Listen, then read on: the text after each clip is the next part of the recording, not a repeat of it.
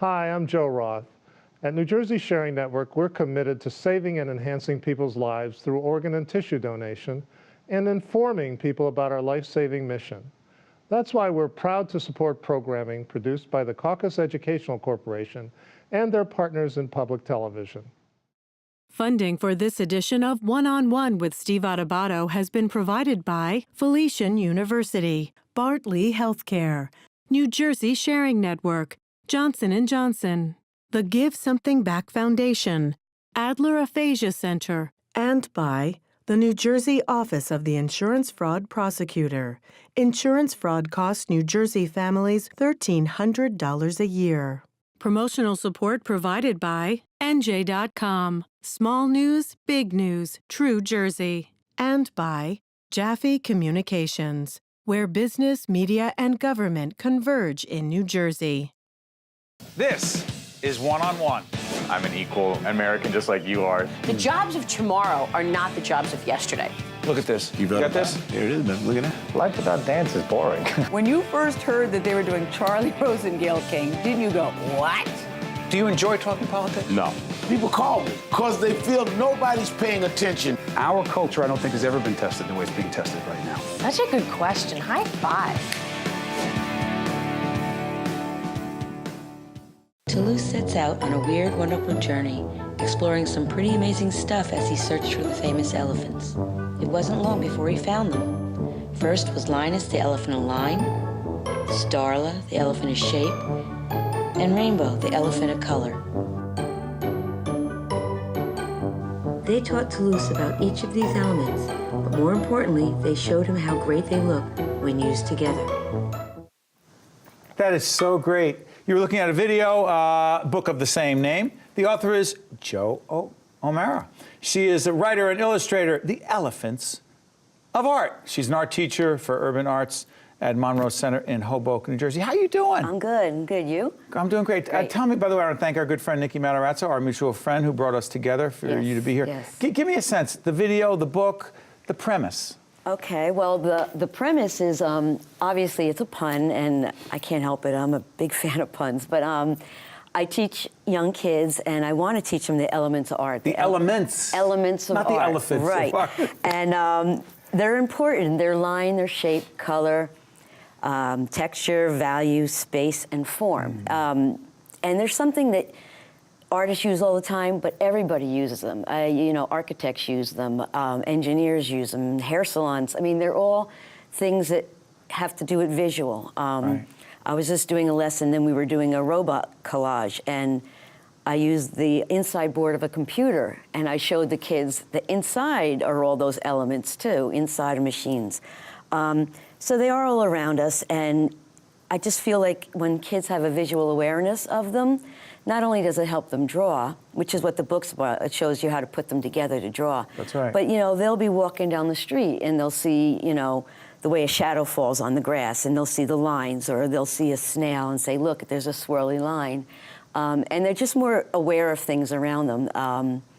So, you know, to me, it just heightens their awareness, and they're also putting together things and learning how to make things connect, and that helps their drawings. You know, Joe, I got to tell you, what's fascinating to me is I was reading the book with our 6-year-old daughter and 12-year-old son. Okay. They were both together, and they were going back and forth page by page. And they were laughing over the elephants, if you will, Right. otherwise known as the elements of art. Right. And I realized that both of them were learning as they were laughing. Yeah. How important is the humor? Well, the humor is very important, and I'm finding that the parents are learning too. A lot of times when I explain the book, or the kids go home and they talk to the parents, they're like, what are they talking about, you know? And I've had teachers tell me, I never knew about them either. So it's really important.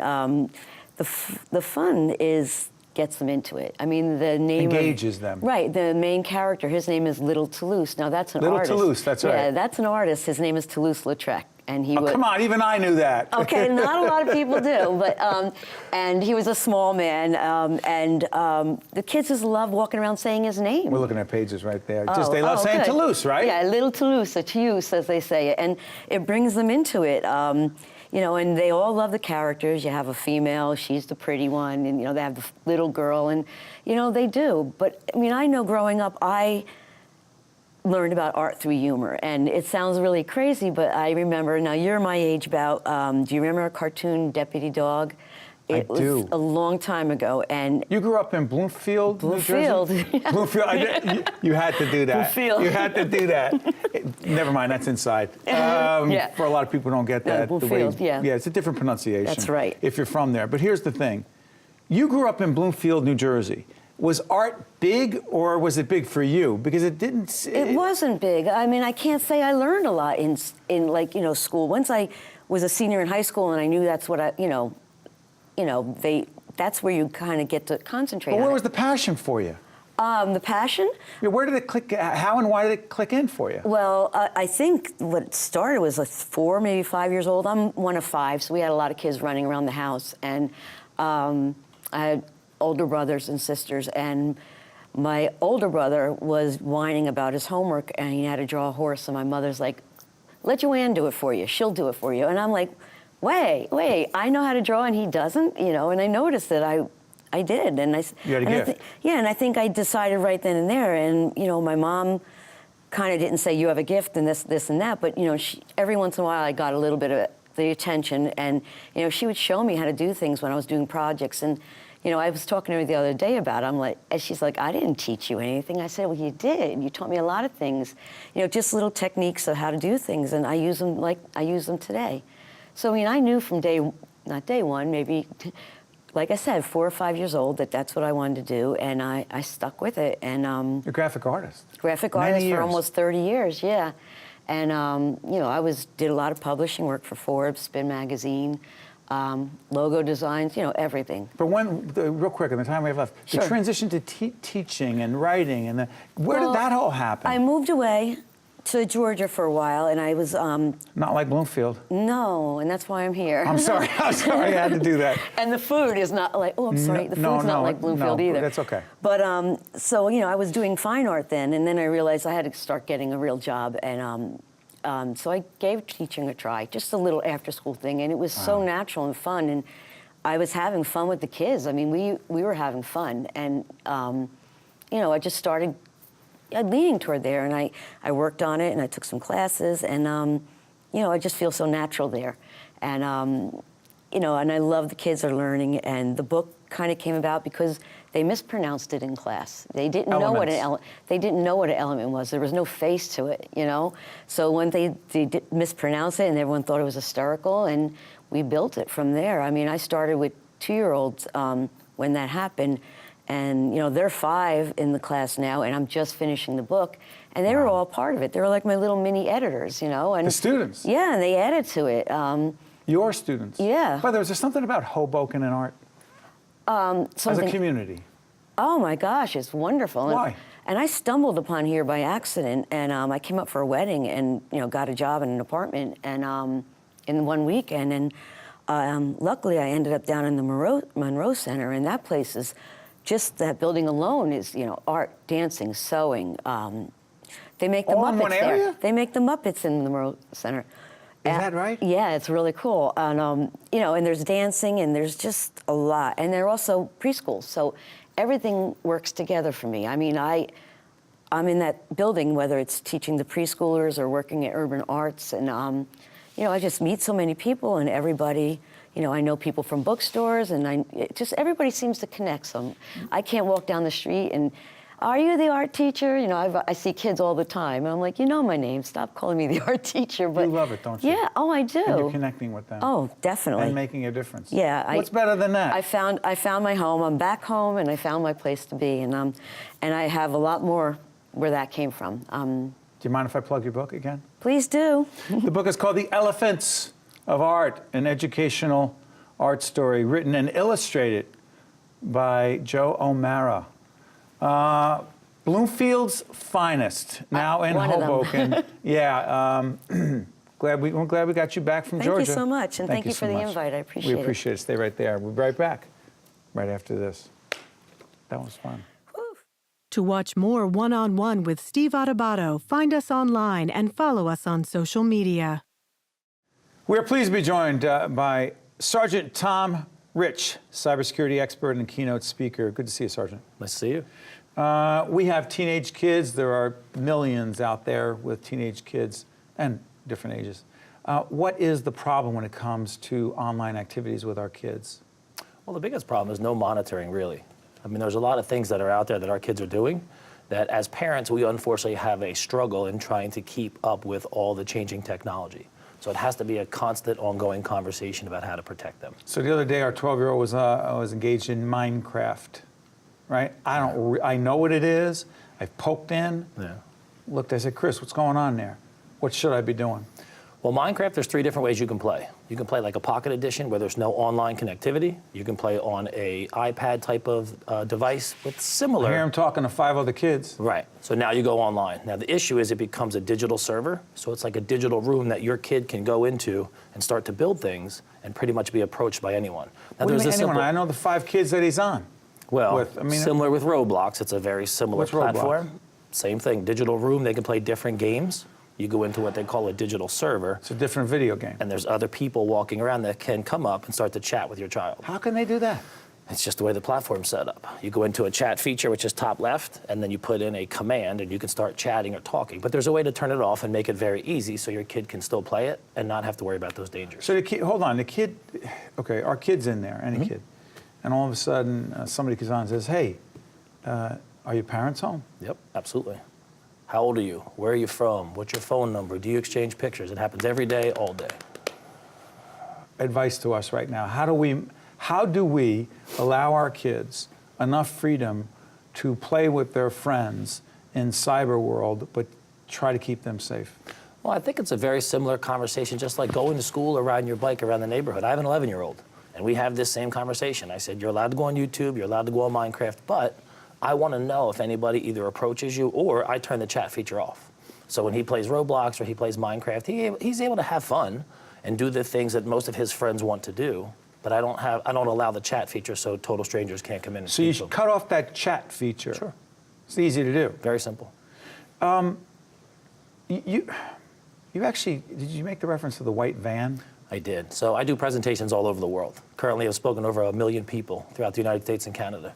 And my recent comparison to the cell phone or a device is, I call it the creepy white van. The creepy white van. And the kids laugh because it's my reference to being a police officer. So I said, if you're walking home from school and the creepy white van pulls up and says, where's my puppy? Can you give me directions? Can you help me with something? They run and they tell everybody, parents, teachers, cops. That's right.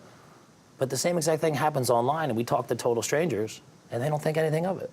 They think that they're protected because they're in their house, they're in that little town of theirs. But we're having that same problem, that same issue. They're talking to strangers every day. Sergeant, talk to us about cyberbullying. How extensive? How do we deal with it? Well, we have to deal with it on many different levels because I think a lot of times it comes down to perception. So there are kids who are truly being bullied, need help, need somebody to step up for them. My mission has always been to empower our youth to step up for each other. For each other? For each other. Give us a for instance, because I actually had a conversation with our older son who's 14, and I said, Nick, if you saw a kid saying such and such online, and I described it, he goes, Dad, that's not bullying. And what I was describing was somebody, what I thought was shaming another kid, describing that kid physically and mocking that kid. He said, Dad, that's not bullying. And I said, well, where's the line for bullying? Right. Well, it comes down to perception. So if I say something to you that you don't take as offensive, it may not be what we'll call bullying, but if the person sitting next to you doesn't take that same angle or doesn't take it in the same way, then it's like, well, wait a minute, he's picking on me, he's bullying me. Here's what I've always said. In a society that's always connected, we've all become very disconnected with each other. Because when I talk to kids, I'm like, you wouldn't say that to their face. That's right. So what gives you the courage, the keyboard courage, I call it, to go online and say, courage. It's unbelievable. They say things, oh, that's not what I meant, I was just kidding, LOL. So LOL, yeah, right. So what is it that we're supposed to, okay, so what is it that we are supposed to tell our kids? What advice do we tell our kids, we share with our kids as to what is expected of them online? Well, I think it comes back to basic core principles. Treat other people the way you want to be treated.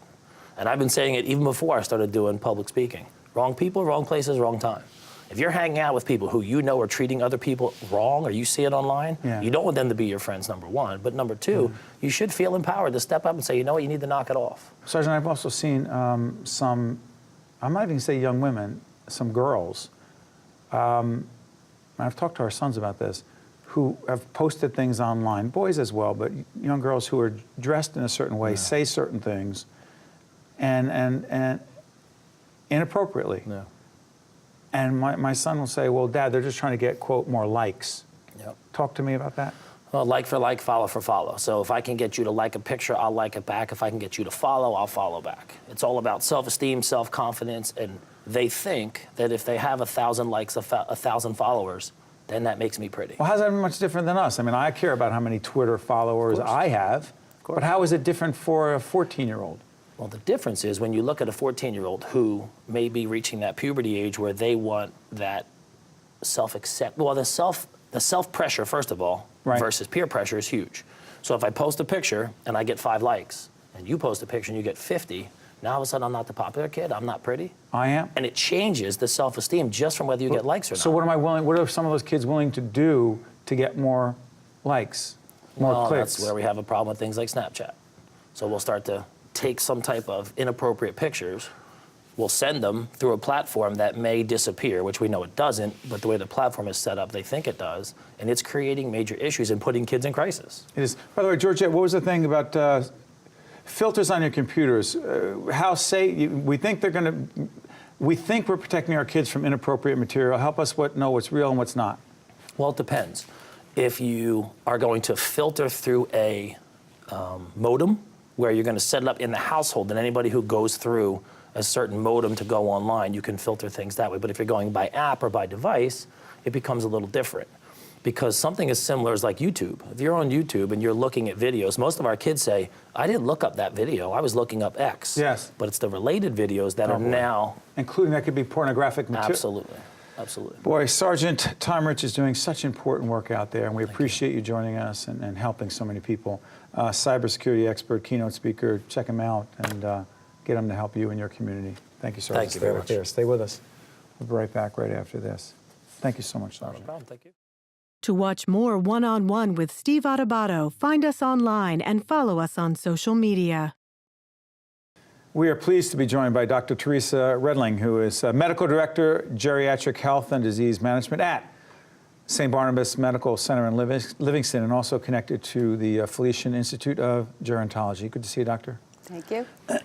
Fully disclose here, as we are doing this program, you have worked with our family, and as we do this program, I've treated my dad for a long period of time, and many, many others who have dealt with serious illness after the age of 65.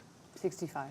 Is that the official age? Not really. I do sadly have some patients that are younger because they have a condition that usually older adults have, like Alzheimer's disease. Yeah. People confuse between dementia, Alzheimer's. Connect that for us? Sure. So it's kind of like saying I have cancer, and someone will say what type. So it's the same thing. I have a dementia, or someone has dementia, you ask what type. So dementia is the umbrella term, and Alzheimer's is one type, Lewy body dementia, vascular dementia, frontotemporal dementia. Right, right. So this field of gerontology, growing exponentially? It should be. What do you mean by that? Well, there's a very small percentage of us that actually are trained to take care of older adults. Because? Maybe it's I mean, not. the need's there. Absolutely. In medicine, it's something less than 1% of people are fellowship-trained internists in geriatric medicine. So it's not a sexy field. It's not. Why do you say that? Well, I teach the medical students and medical residents, and it doesn't seem that it's something that they're drawn to.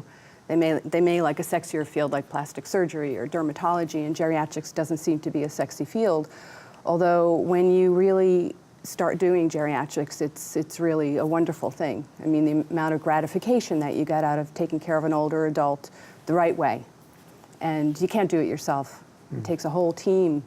Who's on the team? What kinds of people, what kind of expertise? Besides a physician, a geriatrician, social worker, nursing, advanced practice nurses, physical therapists, occupational therapists, pharmacists. It really takes a village to do it the right way. What drew you, Doctor? I mean, I've had so many conversations with you, online, offline, with my family without, and I saw when I was in medical school that if you make a small change in an older person's life, it could make a huge difference in the quality of their life.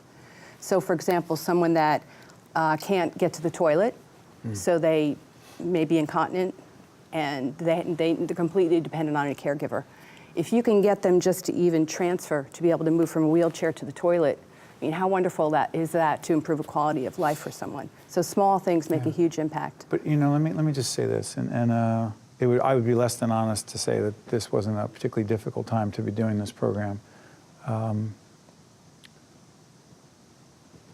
But there's a part of this that is not confusing, but I want to put on the table. Okay. Because you deal with people who are at the end, very often at the end of their life, and they often die in your care because of where they are in their illness. How do you deal with that with the family? 'Cause I know how you're dealing with us, but also how do you deal with it for yourself? It's very difficult. Because they don't often get better, but you try to improve the quality of their life. So I also reinvented myself a few years back and became hospice and palliative care certified. And Let me just say those people are exceptional. It's difficult, absolutely. It's difficult, but it's so rewarding because you can help people live better, not just longer, with a better quality of life, really closely assess their needs, work with the family, respect their goals, and then help them transition when it's the right time to a more comfortable death. And that's a real gift, I think, to be able to give someone. It really So is when a you're gift. up at the Institute for Gerontology up at Felician, to what degree do you talk about this as a gift? Well, they really have a good grasp on what the workforce needs. Not just clinical expertise. No, and to put a geriatric curriculum into, even say, their Master's of Business program is really remarkable.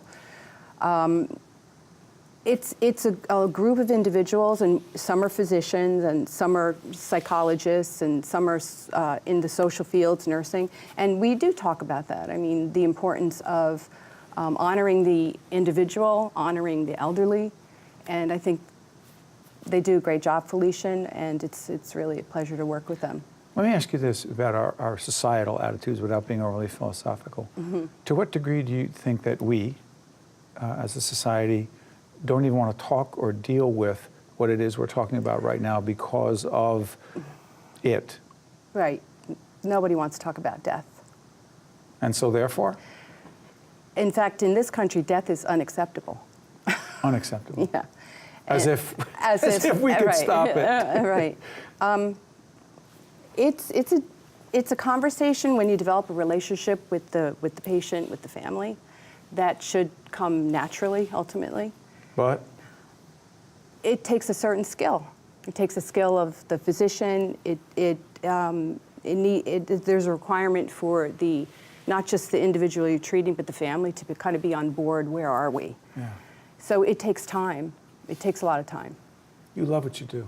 Yeah, I actually do Despite love what I do. all the challenges. Well, thank you for saying that. I do love what I do. But you do love it. I do actually love what I do. I disclose the fact that I know a little bit about you, and it's rewarding in spite of well, it's sad. The tears and everything else. It's sad. It's definitely sad. It's very rewarding, and I feel like it's part of my life's journey to educate others to do the same good work. Well, let me just say this. On behalf of all of the families that are dealing with loved ones who are very sick, and again, this program will air at a certain time, and I don't know what the future is going to hold, so I feel a responsibility to say that right at this point because I know where things are as we are speaking. So thank you. Thank you. And speaking of extraordinary medical professionals, I'm about to talk about a medical professional who meant a lot, not just to our family, but to a lot of others. Check this transition out, if you will. A gentleman by the name of Dr. Leon Smith passed away a couple months back. He was in his mid-late 80s. He was the nation's top expert when it came to infectious disease. He wasn't just a great clinician. He wasn't just the go-to person when it came to so many difficult to diagnose infectious diseases. But in the mid-80s, when people were running away from the AIDS crisis, when doctors and some others didn't even want to go near AIDS patients, it was, in fact, Dr. Leon Smith who had the courage, the strength, the intuition, the humanity, and the heart to understand the necessity to treat patients in a certain way. And he insisted that those patients be treated the way they should be. And he led the way with his colleagues. And so it is why we here at Public Television acknowledge the work, the compassion, the caring, the fact that Dr. Leon Smith was a medical, clinical, humanitarian, a pioneer in so many ways. And so while he is lost to us on this earth, his work continues. Several of his children, in fact, are doctors, physicians, and they continue doing great work. So Leon, you joined us so many times on Public Television. You taught us so many times. So I just want to say thank you on behalf of everyone here at Public Television for being the medical pioneer and the humanitarian that you were for so long. Thanks, Dr. Smith.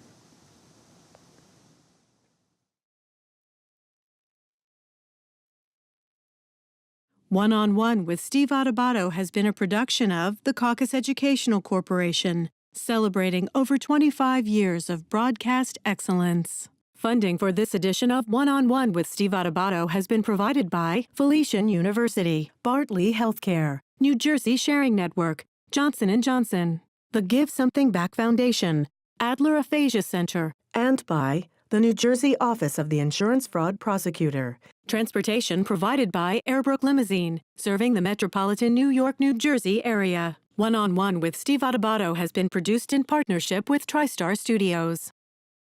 Hi, I'm Mayor Albert Kelly. The Give Something Back Foundation recently awarded 23 ninth graders at Bridgeton High School with full college scholarships.